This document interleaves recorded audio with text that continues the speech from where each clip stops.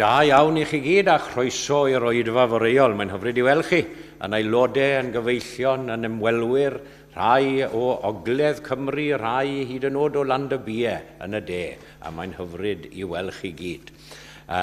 Lovely to see you on this, the last Sunday in Advent. Dear me, where has this year gone? We say every year. But lovely to see you. And we join together in singing our opening carol 457, Pedwar Pimp Saith.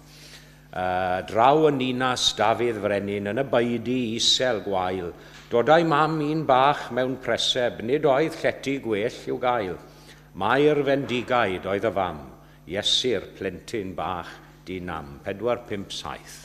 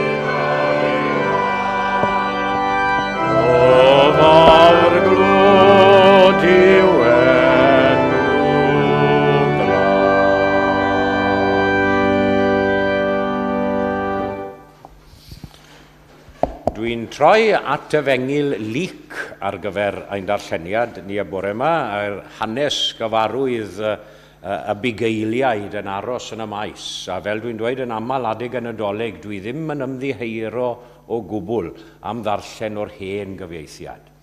Achos mae yna ryw swyn yn perthyn, dwi'n credu, i'r geiriau yn yr hen gyfieithiad. So we're in Luke's Gospel, chapter 2. If you're following in the English Bibles, I'm on page 1043. 1043, Luke chapter 2, and beginning at verse 8, the shepherds abiding in the field. Ac yr oedd yn y wlad honno fi geiliaid yn aros yn y maes ac yn gwylied eu praidd liw nos. Ac wele, angel yr arglwydd y safodd ger llaw iddynt, ac o goniant yr arglwydd o ddisgleiriodd o'i hamgylch, ac ofni yn ddirfawr a wnaethant. A'r angel a ddywedodd wrthynt, nac ofnwch, canis wele yr wy fi yn mynegu chwi newyddion da o lywenydd mawr, yr hwn a fydd i'r holl bobl. Canis ganwyd i chwi heddiw geidwad yn ninas Dafydd, yr hwn yw Crist yr arglwydd. A hyn fydd arwydd i chwi a gewch y dyn bach wedi ei rwymo mewn cadachau a'i ddodi yn y preseb. Ac yn ddisymwth, yr oedd gyda'r angel liaws o lu nefol yn moliannu Duw ac yn dywedyd, go goniant yn y goruchaf i Dduw ac ar y ddeiar tangnefedd, i ddynion ewyllus da. A bu, pan aeth yr yngylion ymaith oddi wrthynt i'r nef, a bu geiliaid hwythau a ddywedasant wrth ei gilydd, awn hyd Fethlem, a gwelwn y peth hwn a wneithpwyd, yr hwn a hysbysodd yr arglwydd i ni. A hwy a ddeithant ar frys ac a gawsant Mair a Joseph a'r dyn bach yn gorwedd yn y preseb. A phan welsant hwy a gyhoeddasant y gair a ddywedasid wrthynt am y bachgen hwn, a phawb ar ei clywsant a ryfeddasant am y pethau a ddywedasid gan y bugeiliaid wrthynt. Eith'r Mair a gadwodd y pethau hyn oll gan ei hystyried yn ei chalon. A'r bugeiliaid a ddychwelasant gan ogoneddu a moliannu Duw am yr holl bethau a glywsent ac a welsent fel y dywedasid wrthynt. A chwaneged Duw i fendith at y darllen a'r gwrando a'r deall hefyd o'i air. Ac fe ganwn ni ymhellach yr ail garol, sef 458, 458, loywaf o'r ser sydd yn britho'r ffurfafen, gwasgar ein twyllwch a gwawriad y dydd, seren y dwyrain rhag fleinydd yr heilwen, dwg ni'r fan lle mae'r baban ynghydd. A dwi'n meddwl yn aml am y pennill ola, dwi'n dwlu ar y pennill ola, ofer y ceisiau mae wen ag anrhegion, ofer y golyd y ddeiar yn hael, gwell ganddo gwir a ddoliad y galon, gwell gan yr Iesu yw gweddi y gwael. 458.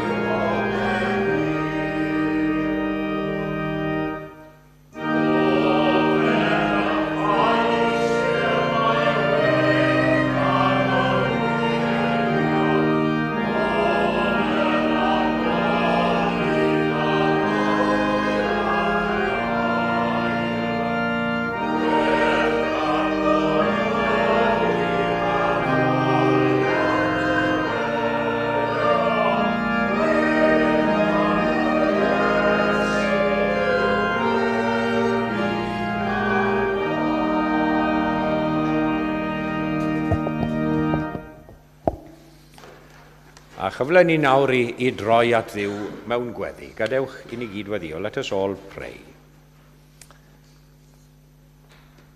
O Dduw, ein tad i ni'n clodfori dy enw di unwaith yn rhagor y bore hwn. Am i ti yn dy ras athgariad am weld a'n deiar ni am herson dy fab Iesu. Cynorthwya ni nawr wrth i ni nesau at y Nadolig fel hyn unwaith eto eleni. I fynd yng nghwmni'r bugeiliaid fel y clywsom ni yn y darlleniad. I fynd yng nghwmni'r bugeiliaid a'r doethion at ei breseb. Ac i ryfeddu unwaith eto gyda ryfeddod plentyn bach. Daeth gwaredwr gwyw i ddynion, o newydd da. Loving God, we thank you once more for this opportunity to come before you in prayer, and we thank you for this new day of praise and celebration on this fourth Sunday of Advent as we now come nearer to Christmas. And we remind ourselves of the wonder of the birth. We remember once more the glad tidings proclaimed to the shepherds and witnessed by the wise men. Helpa ni nawr o arglwydd i wrando'r newydd ar gân yr angylion. Ac i geisio y tangnefedd ar ewyllus da na y sonwyd amdano. Ac yn enwedig mewn byd sydd mor ranedig, gymaint o drais a ryfela yng nghymaint o lefydd y bore yma, wrth bod ni yn ymgynnull ynghyd yma. Ac fe gofiwn ni am y newydd da na a ddaeth i byd mewn cyfnod cythryblus bryd hynny hefyd. I ni'n dweud yn aml nid oes dim newydd dan yr hael. Ac oedd pethau yn go wael adeg geni Iesu hefyd. We come this morning asking you to use us again for your glory. Take our faith, though it may be small. Take our gifts, as we sang in the hymn, although they are few, and take our love, as little as it seems at times, and use them all to the glory of your name and the furtherance of your kingdom this Christmas time and all through the year. Ac yn i yngweddio am dy gymorth di i ddathlu'r wyl mewn ffordd deilwng, mewn modd teilwng. Nid yn drist ond yn llawen bod digon o reswm da ambell un i fod yn drist yn y Dolig hwn. Ond nid mewn masnach a thrachwant chwaith. I ni'n gweld y siopau yn llawn a nynne yng nghanol y cyfan mor brysur yn prynu. Ond gad i ni sylweddoli gwir ystyr yr wyl nawr. In the midst of all our preparations for Christmas, there are many who will be facing hard and difficult times this year. Some through bereavement, a loss of loved ones. Others through illness. And many people, I'm sure, will feel that they have no reason to be joyous. No reason to be joyous or grateful this Christmas. But we be with them now, Lord, and may they and us with them as well realize that you promised to be there whatever the circumstances. And however seemingly hopeless any situation may seem, that you are there, offering a new tomorrow. Bydd gyda nhw a ni o arglwydd yn y Dolig hwn. A chynorthwyo ni hefyd nynne yng nghanol ein digonedd. Ynde fe? A sylweddoli ein cyfrifoldeb yn dyletswydd ni hefyd wrth arddel enw dy fab Iesu yn y byd fel Cristnogion.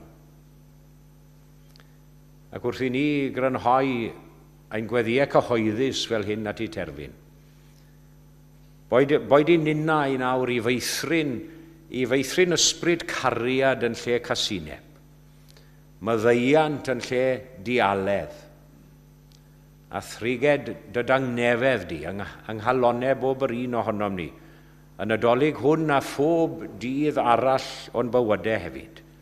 A mynd i ofyn y cyfan, yn enw ac yn heiddiant y baban hwnnw anwyd y methlem gynt.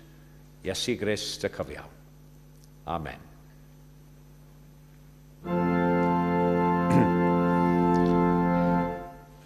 Ein tad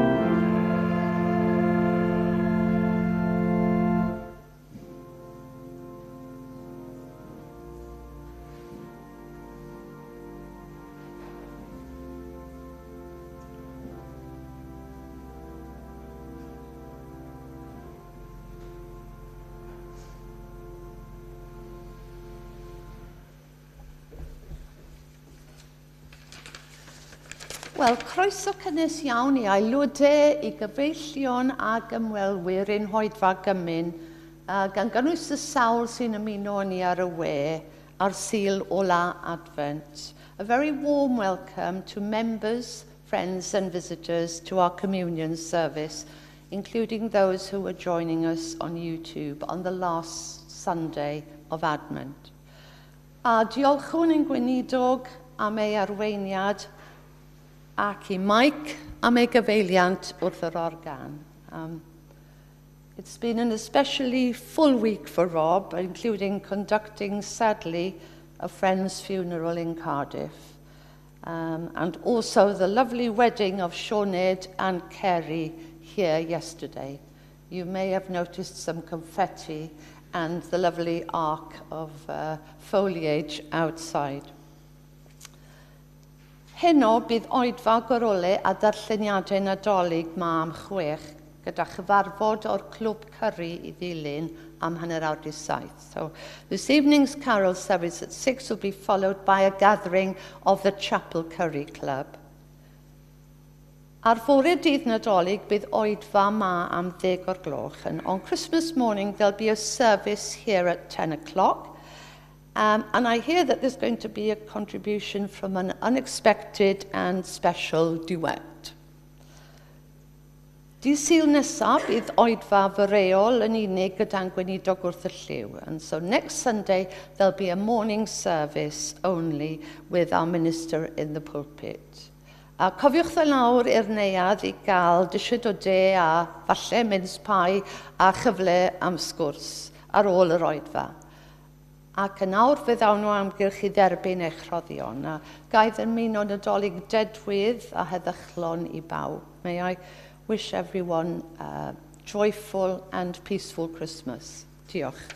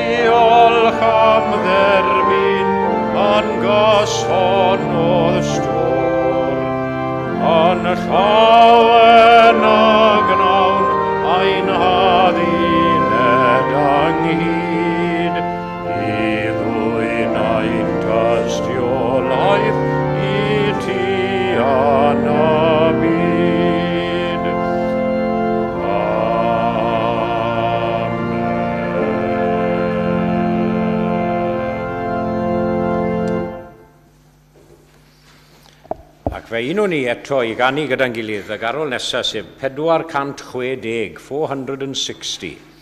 Clywch beroriaeth swynol, engil nef yn un yn cyhoeddi'r newydd, enni ceidwa dyn.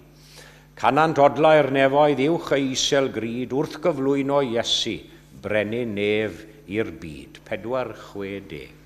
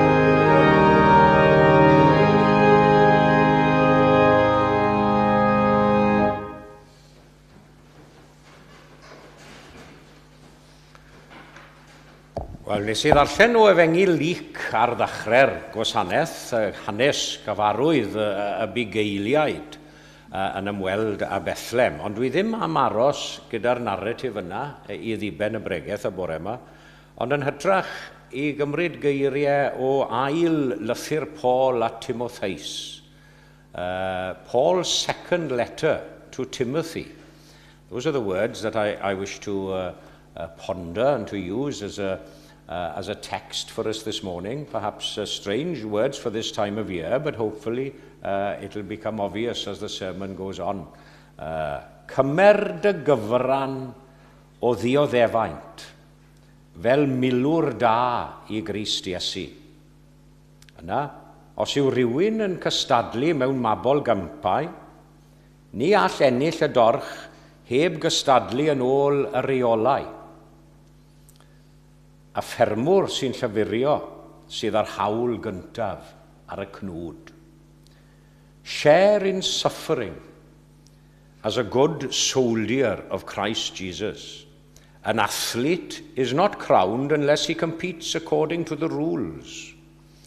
It is the hard-working farmer who ought to have the first share of the crops. Nawr, nes I sôn ychydig o fisiodd nôl, dwi'n credu bellach, am nifer, mewn pregaeth, am nifer o Gristnogion Asialeia oedd wedi cefnu ar Paul. Wedi cefnu ar Paul a'r efengil a'r ffydd Gristnogol. Pawb, pob un o'n nhw, ar wahân i Onesiphorus a'i deulu. Ond nhw wedi aros yn ffyddlon, wedi glynu'n ffyddlon, tra oedd pawb arall wedi culo. And Paul, in this section of scripture, in his second letter to Timothy, in all the letters, he encourages Timothy to stand firm, as it were, to stand his ground, but especially in this second letter, and to refrain from following the crowd, as it were. And do we tend to follow the crowd, perhaps even at Christmas time? As we approach another Christmas, this final Sunday of Advent, I believe that these words are important and timely for us. Timothy, he'd been called and appointed to a very responsible post in the church. And he has to be strong in the grace that is in Christ Jesus, as the verse before our text this morning says. And you remember the meaning of the word grace. I always like to remind each other what is the meaning of grace whenever I talk about grace. The freely given, unmerited favor and love of God to undeserving people. A beth yw gras. A rhaid iddo fe fyd Timotheus trosglwyddo'r ffydd Gristnogol mae I eraill, gyda phobl a gellid I ddibynnu arnyn nhw, I ddysgu bobl eraill. A siŵr o fod roedd y ffaith bod Paul wrth gwrs ei hun yn dod I ddiwedd I fywyd, yn gwneud y gwaith o sicrhau fod y gwirionedd yn cael ei drosglwyddo yn gywir i'r genhedlaeth nesaf, oedd e'n fater o frys iddo fe, siŵr o fod. And Paul uses three illustrations, doesn't he? Three illustrations to show both the importance and the difficulty in safeguarding the truth of the gospel for the coming generations. The first is from the military world, the second from the sporting world, and the third from the world of agriculture or farming. Ond cyn sôn ychydig am reini, mae'n gosod allan hefyd y camau penodol i'r broses yma o drosglwyddo'r newyddion da.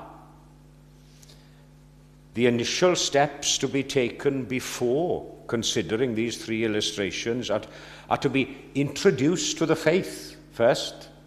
Introduced to the faith by a personal knowledge of Jesus, just as Paul had received it from Jesus himself. Then Paul passes the faith on, as it were, to Timothy.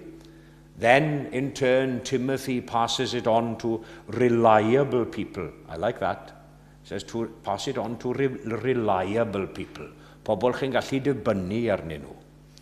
and who in turn will be also qualified to teach others.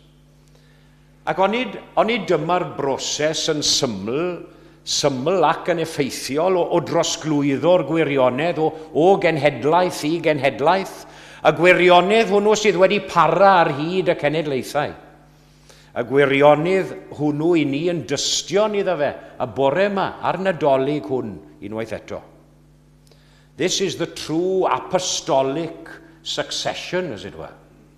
From Jesus to Paul, from Paul to Timothy and others, and then from Timothy to the reliable people. And from the reliable people down to others and others.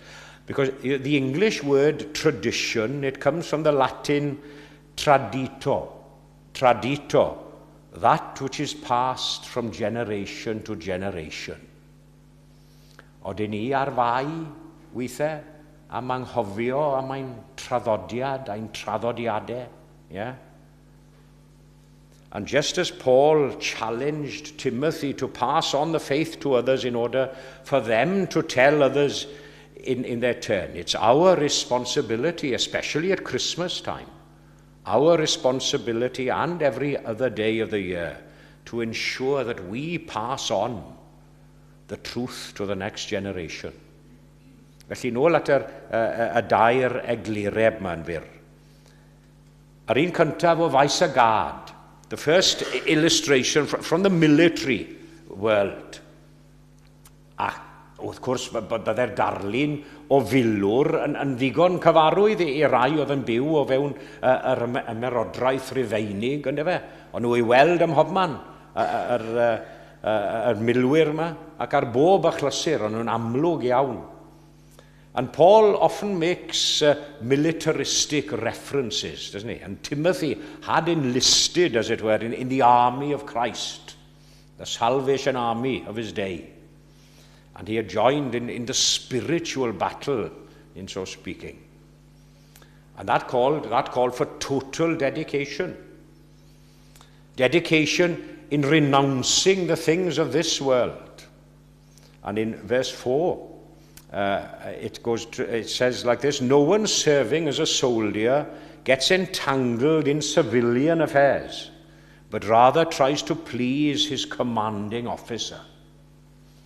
Yr hyn sy'n ddisgwyliedig wrth filwr wrth reswm, yn fwy na dim byd arall yw i fuddod. Mae rhaid iddo fe fod yn ifydd yn dos, a hynny yn i fuddod di gwestiwn yn aml. Does dim modd cwestiynu gorchymyn sydd wedi dod o ddichod. And the responsibility of every Christian soldier is to follow the commands of his Lord and to seek to do his will. Thy kingdom come, thy will be done on earth as it is in heaven. We recite and sing those words every service.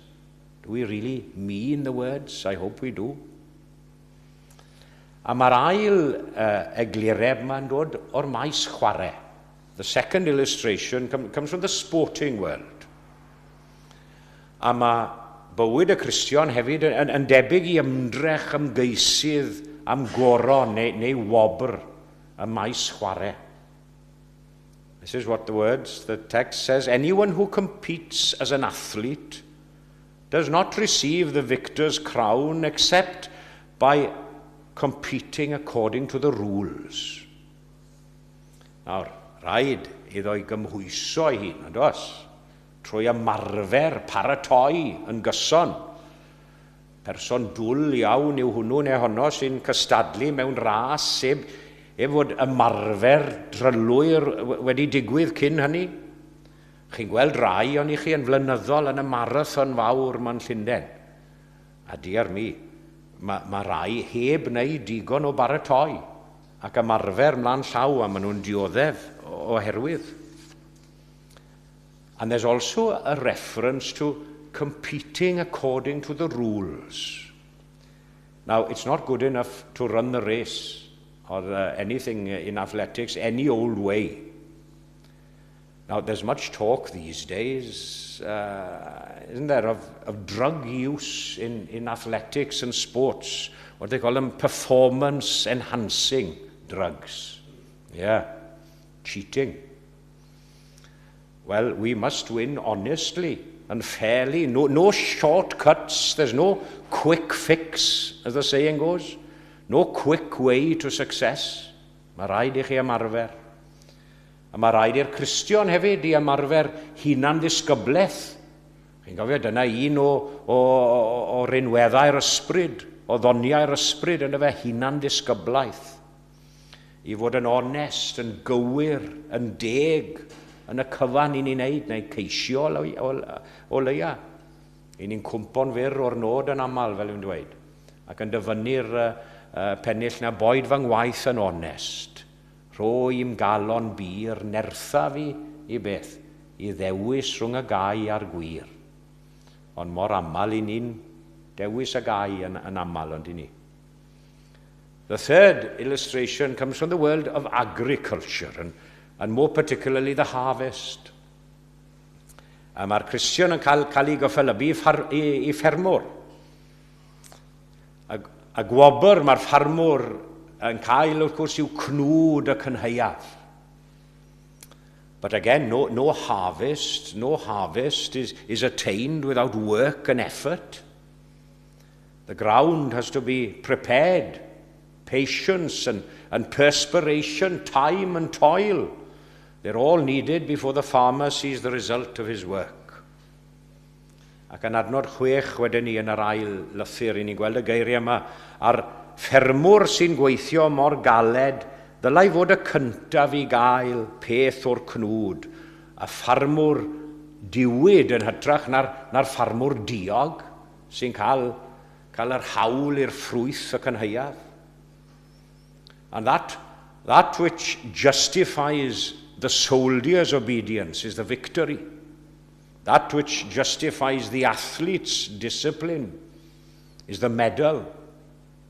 And that which justifies the farmer's labor is the fruit of the harvest. Ond mae hyn oll, fel yn gweud, mae'n galw am ymdrech, yn dywe. Mae'n galw am ymdrech a gwaith caled. And today, and more so than ever, I'd say, at the end of 1 year and looking forward to the beginning of another, God calls us, as ever, to roll up our sleeves, as it were, and labor for the kingdom, passing on, as Paul said to Timothy, passing on the gospel in her purity and strength. That was the main task which faced Timothy in Ephesus. And he's expected to give of his best as a soldier on the battlefield, as an athlete on the running track, and as a farmer in the harvest field. Achos mae'n amhosib ond yw I ddisgwyl llwyddiant heb lafur. Lafur a chwys a pharodrwydd I ddal ati'n ffyddlon yn y gwaith. Bore ddo, fel y sonwyd I ni wedi gweld olion y briodas gyda'r holl gonffeti. Ond oedd y côr yma yn canu gwynllan a roddwyd I'm gofal. Gan hyfryd y buchedd garmon Saunders Lewis, yn dyfe. Fel y cedwyr i'r oesoedd a ddel, a glendid a fi. And in order that his followers, of course, Jesus' followers, didn't forget, he established the Last Supper, the remembrance feast, and that's exactly what we'll be doing this morning. A tragedi'r sefyllfa yw, wrth gwrs, fod cynifer o bobl wedi anghofio. Ond nhw, pobl wedi anghofio, a heb drosglwyddo'r trysor anchwiliadwy yma I bobl eraill. May we as Christians this Christmas time be good soldiers for Christ in the spiritual battle, be successful athletes in the faith, as it were, and conscientious farmers in the field of Christian labour. A hynny gogoniant yw enw. Amen.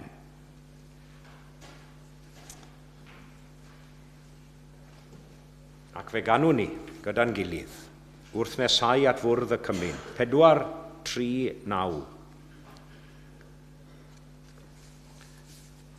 Peraidd ganodd ser y bore ar enedigaeth brenin ef, doethio yn abigeiliaid hwythau, deithiant i'w addoli ef, gwerthfawr drysor yn y preseb i Iesu a gaid. 4:3-9.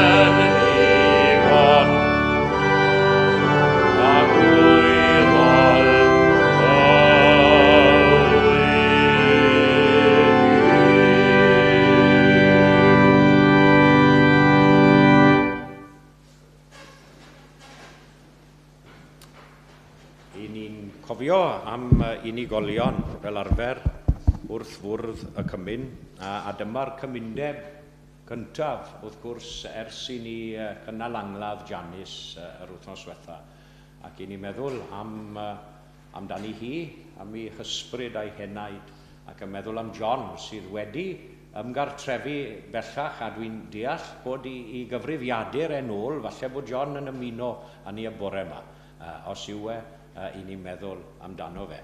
I ni'n meddwl amdano fe beth bynnag, ond i ni'n anfon ein cyfarchion a'n dymuniadau gorau iddo fe, wrth iddo fe ymsefydlu ym Machynlleth, yng Nghartref Dyfi ym Machynlleth. Felly meddwl amdano fe.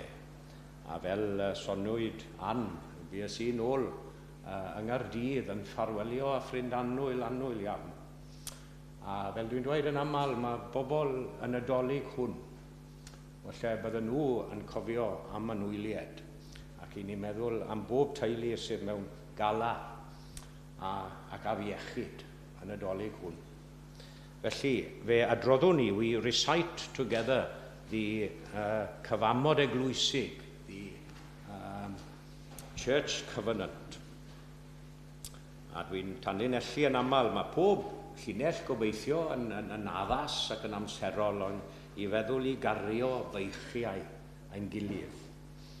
Felly, gwnawn yma gyfamod a'n gilydd trwy gymorth Duw i rodio yn ei ffyrdd, i arddel Iesu Grist yn arglwydd ac yn weredwr, i geisio arweiniad yr ysbryd glân, i ddarllen yr ysgrif i rai, i fod yn ffyddlon o fewn ein gallu i'r addoliad cyhoeddus, i gario beichiau ein gilydd, i wneud ein gorau i rannu'r efengil, ac i adlewyrchu cariad Crist yn y byd.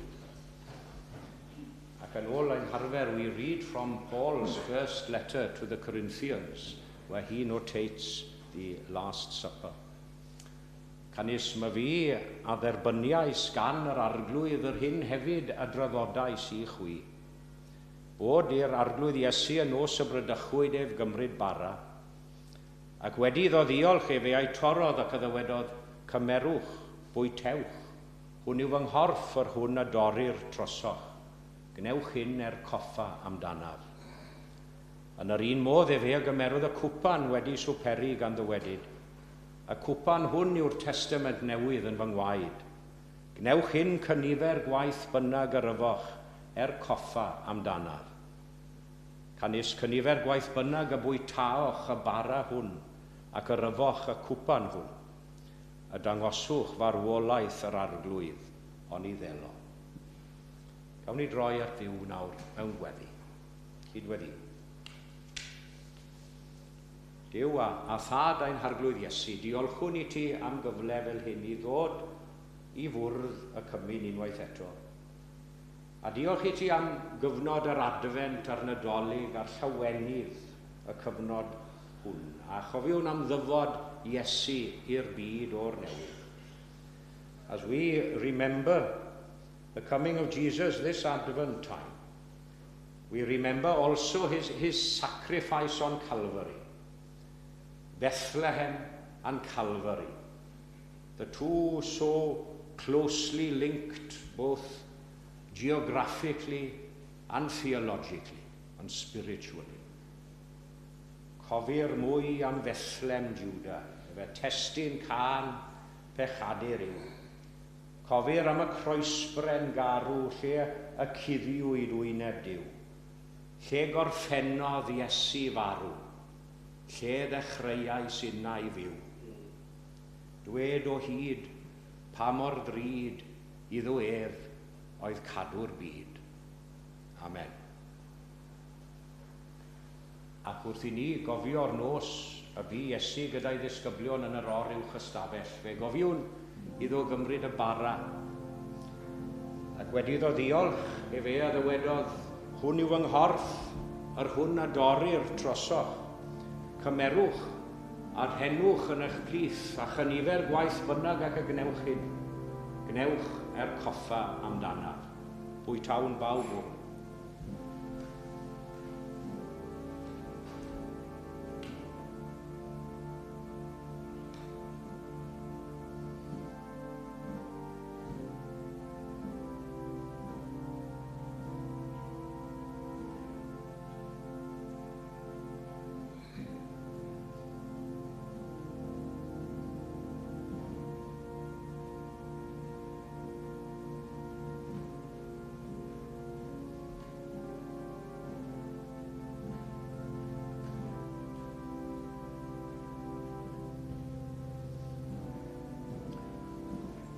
Cofiwn hefyd iddo gymryd y cwpan wedi swperi gan ddywedyd.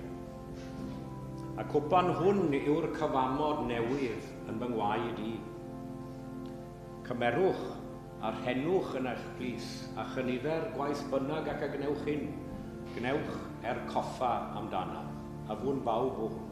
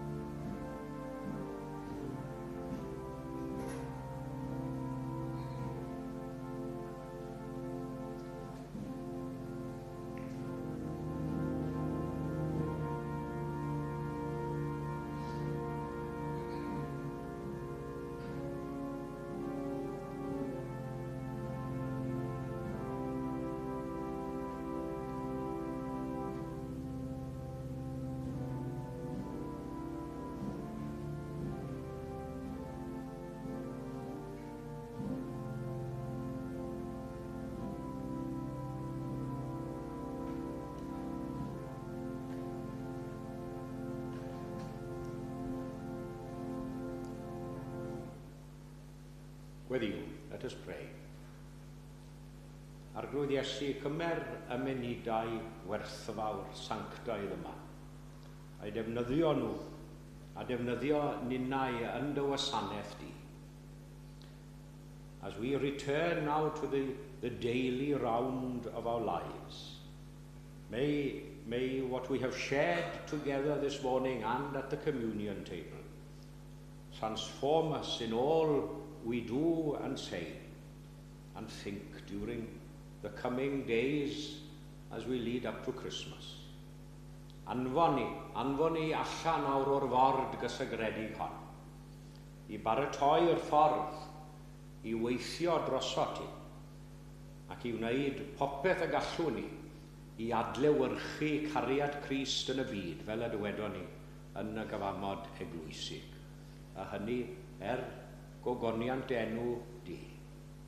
Amen.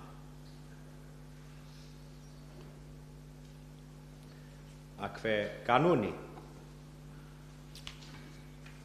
fel arfer, i ni'n canu'r emyn ola ar ein heistedd. But I think we'll get up. We usually sing the last hymn in the communion service seated, but I think we'll stand to sing Wele, Cawsom a Messiah, 441. Dyma, hwn yw'r oen ar ben Calfaria, aeth i'r lladdfa yn ein lle, so mae'n dyled fawr a dalodd, ac fe groesodd, fi'n siŵr taw lyfrau'r nef, ond i arfer canu myna, ac fe groesodd lyfrau'r nef, ond filiau'r nef, trwy ei waed i ni caid, bythol heddwch ar ryddhad, 441.